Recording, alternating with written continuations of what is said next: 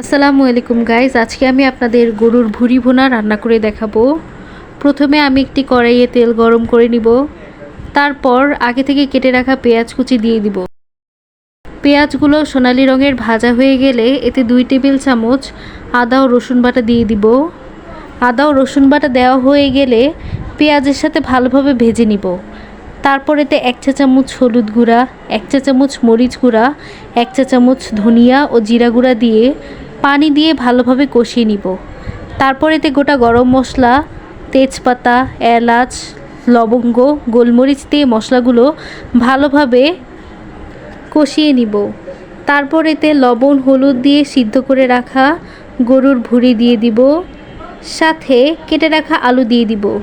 তারপর সব কিছু ভালোভাবে মিক্স করে ঢাকনা দিয়ে ঢেকে 20 থেকে 25 মিনিট রান্না করব। আলু সিদ্ধ হয়ে গেলে এতে গরম মশলা 1 চা চামচ অ্যাড করে দিব। তারপর 5 মিনিট আর রান্না করে নিব। তারপর আমাদের রান্না শেষ। গরম গরম ভাতের সাথে পরিবেশন করে আপনারা খেতে থাকুন।